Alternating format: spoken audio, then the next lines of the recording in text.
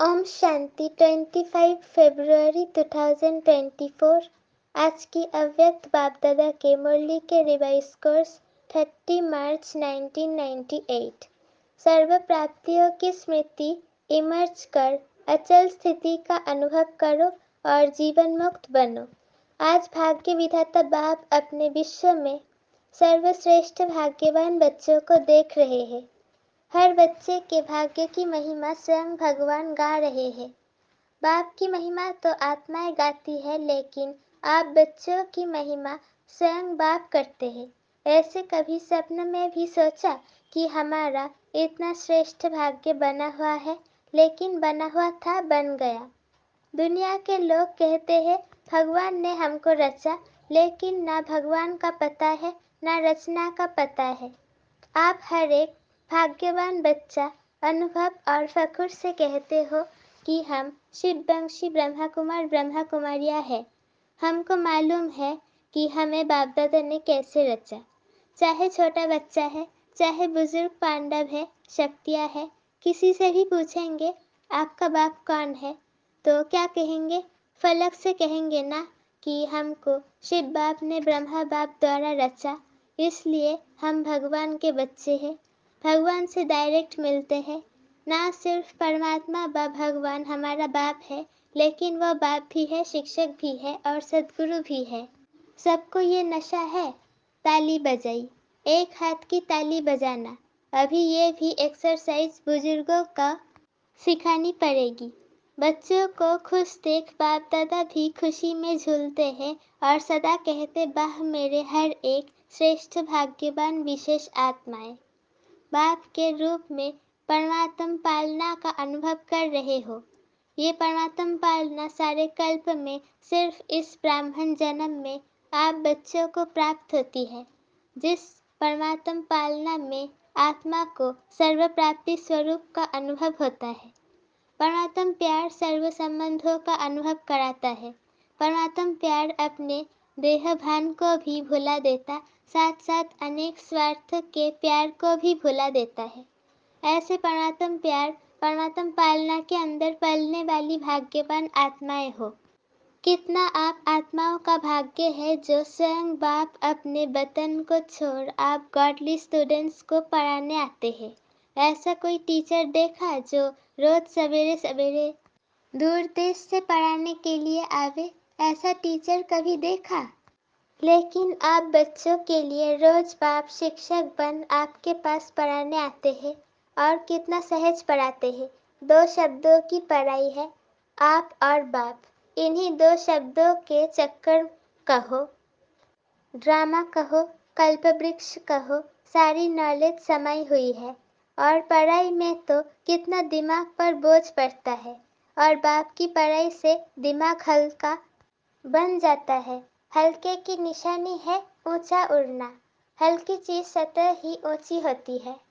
तो इस पढ़ाई से मन बुद्धि उड़ती कला का अनुभव करती है, तो दिमाग हल्का हुआ ना। तीनों लोगों की नॉलेज मिल जाती है। तो ऐसी पढ़ाई सारे कल्प में कोई ने पढ़ी है? कोई पढ़ाने वाला ऐसा मिला तो भाग्य है ना। फिर सद्गुरु द्वारा श्रीमत ऐसी मिलती है जो सदा के लिए क्या करूं, कैसे करूं, ऐसे करूं या नहीं करूं, क्या होगा, ये सब क्वेश्चंस समाप्त हो जाते हैं। क्या करूं, कैसे करूं, ऐसे करूं व वैसे करूं, इन सब क्वेश्चंस का एक शब्द में जवाब है फॉलो फादर। साकार कर्म में ब्रह्मा बाप को फॉलो करो, निराकारी स्थिति में अशरीरी बनने में शिव बाप को फॉलो करो। दोनों बाप और दादा को फॉलो करना अर्थात क्वेश्चन मार्क समाप्त होना व श्रीमत पर चलना। ये मुश्किल है, पूछने की आवश्यकता पड़ती है क्या? कॉपी करना है, अपना दिमाग नहीं चलाना है। बाप समान बनना अर्थात फॉलो फादर करना मुश्किल है या सहज है? सहज है ना। 30 साल वाले हाथ उठाओ। अच्छा, 30 साल में मुश्किल लगा या सहज है? अभी देखो 30 साल वालों को भी सहज लगा, तो आप जो पीछे पीछे आए उन्हों के लिए मुश्किल है या सहज है? सहज है ना।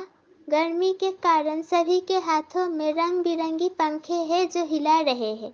अच्छा है, पंखों की रिमझिम भी अच्छी लग रही है, सीन अच्छी है, नवीनता होनी चाहिए ना। तो इस ग्रुप की ये भी नवीनता है, ये भी टीवी में आ गया। अच्छा है सभी भाग भाग कर पहुंच गए हैं। बाप दादा भी स्नेहा की मुबारक देते हैं। देखो और जो भी हद के गुरु होते हैं कितने वरदान देते हैं, 1 या 10 ज़्यादा नहीं होते। वो ज़्यादा नहीं देते हैं लेकिन आपको सद्गुरु द्वारा रोज वरदान मिलता है। ऐसा गुरु कब देखा? नहीं देखा ना। आप लोगों ने ही देखा, लेकिन कल्प कल्प देखा। तो सदा अपने भाग्य की प्राप्तियों को सामने रखो। सिर्फ बुद्धि में मर्ज नहीं रखो, इमर्ज करो। मर्ज रखने के संस्कार को बदलकर इमर्ज करो। अपनी प्राप्तियों की लिस्ट सदा बुद्धि में इमर्ज रखो। जब प्राप्तियों की लिस्ट इमर्ज होगी तो किसी भी प्रकार का विघ्न बार नहीं करेगा, वो मर्ज हो जाएगा और प्राप्तियां इमर्ज रूप में रहेंगी। बाप दादा जब सुनते हैं कि आज किसी भी कारण से कोई बच्चे मेहनत करते हैं, युद्ध करते हैं, योग लगाने चाहते लेकिन लगता नहीं है, सोल कॉन्शियस के बदले बॉडी कॉन्शियस में आ जाते हैं, तो बाप दादा को अच्छा नहीं लगता है। कारण क्या? अपने भाग्य की प्राप्तियां इमर्ज नहीं रहती, मर्ज रहती। फिर जब कोई याद दिलाता है तो सोचने लगते हैं होना तो ऐसा चाहिए। इसलिए बहुत सहज पुरुषार्थ है, प्राप्तियों को इमर्ज रखो। जब से ब्राह्मण बने तब से अपने भाग्य को स्मृति में रखो। हलचल में नहीं आओ, अचल बनो, क्योंकि यहाँ आबू में यादगार क्या है? अचल घर है या हलचल घर है? अचल घर है ना। ये किसका यादगार है? आपका यादगार है ना।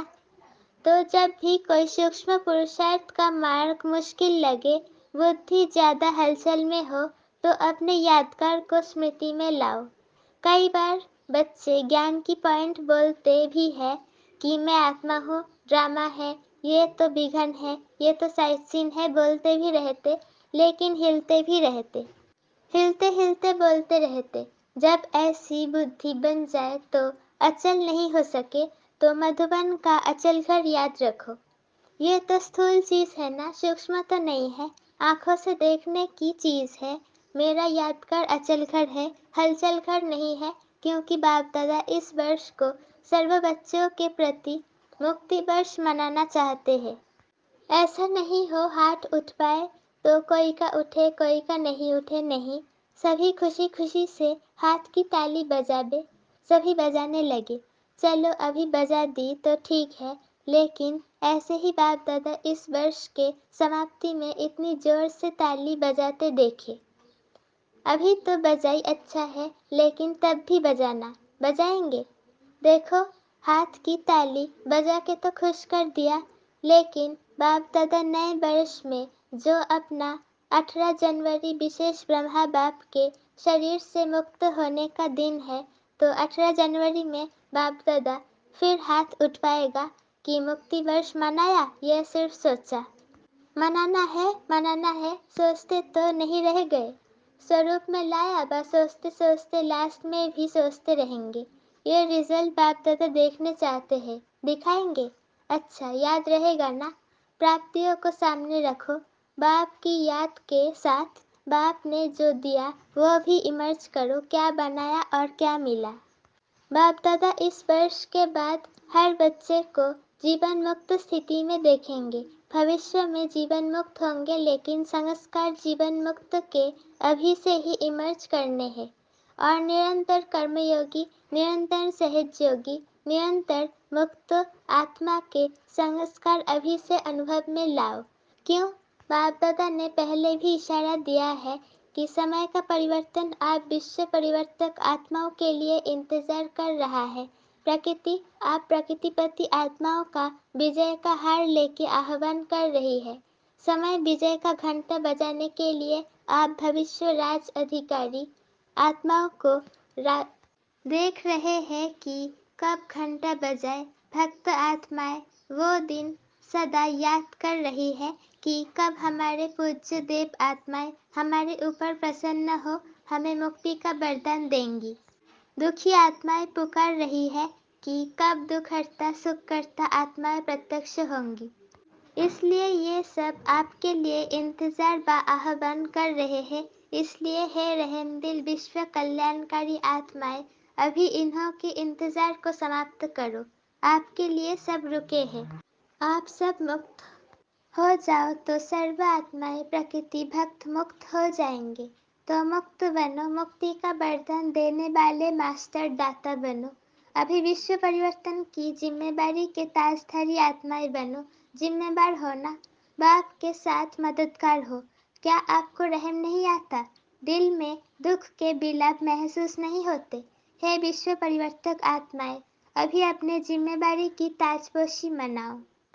बाप दादा ने पहले भी कहा, शाह हिमालय जितने बड़े ते बड़े विघ्न भी आ जाए तो भी हटेंगे नहीं, हार नहीं खाएंगे, ताजपोशी मुक्ति वर्ष अवश्य मनाएंगे। बाप दादा रोज चार्ट देखेगा, ऐसे नहीं यहाँ से जाओ तो ट्रेन में ही कहो पता नहीं क्या हो गया, घर में तो गए तो बगुले और हंस की लड़ाई लग गई। ऐसे नहीं कहना ये हो गया ये हो गया, ये नहीं सुनेंगे। आपके पत्र वेस्ट पेपर बॉक्स में डालेंगे, सुनेंगे नहीं। दृढ़ संकल्प करो, होना ही है।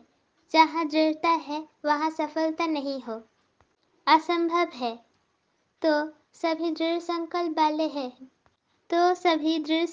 वाले हैं ना? टीचर्स हाथ उठाओ, टीचर्स बहुत है। सारे सेंटर्स खाली करके आए हैं क्या?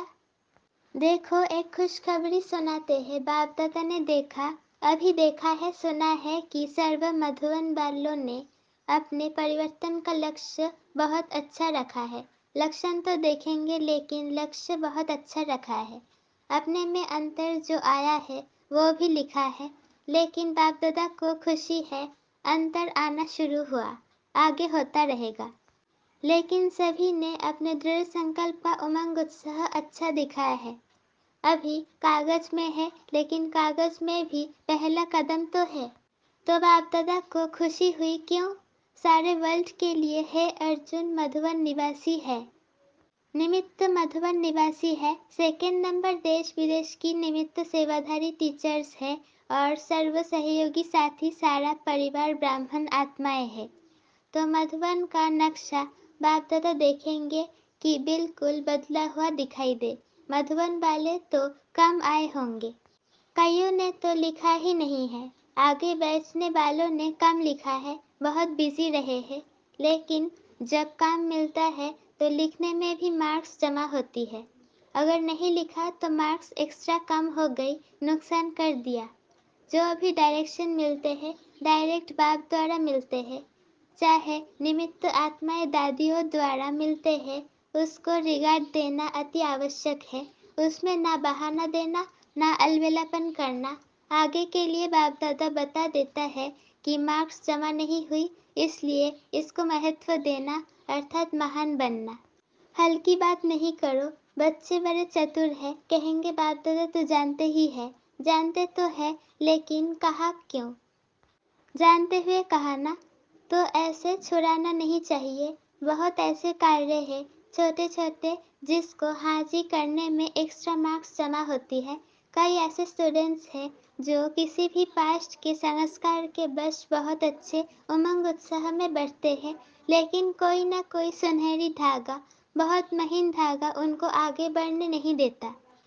वो समझते भी है कि ये महीन धागा रहा हुआ है, लेकिन ही कहेंगे।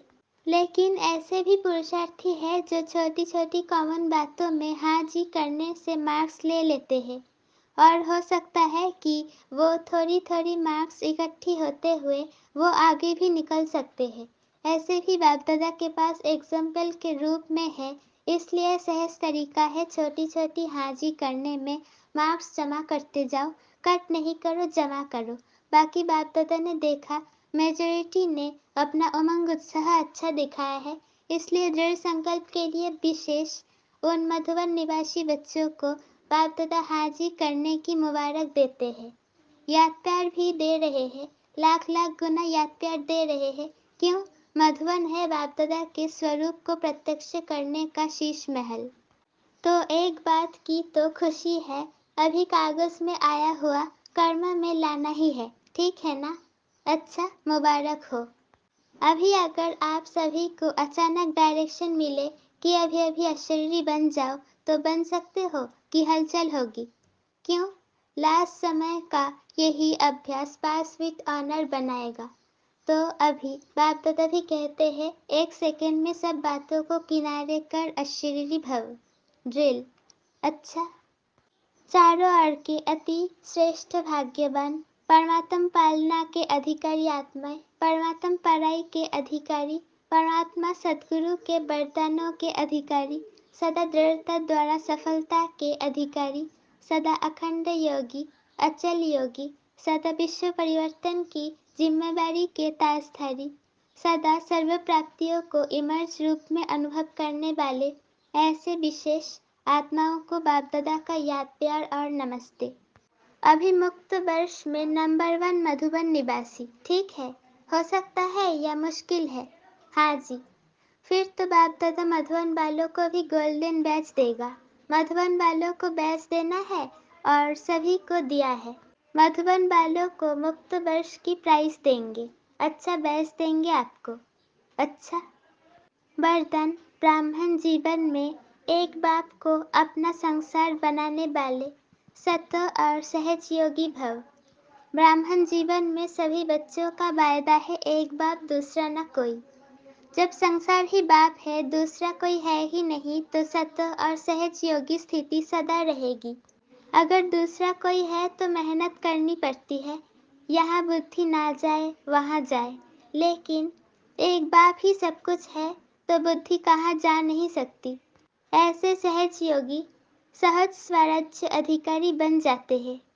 उनके चेहरे पर रूहानियत की चमक एक रस एक जैसी रहती है। स्लोगन बाप समान अव्यक्त व विदेही बनना, यही अव्यक्त पालना का प्रत्यक्ष सबूत है। एक बाप समान अव्यक्त व विदेही बनना, यही अव्यक्त पालना का प्रत्यक्ष सबूत है। ओम शांति।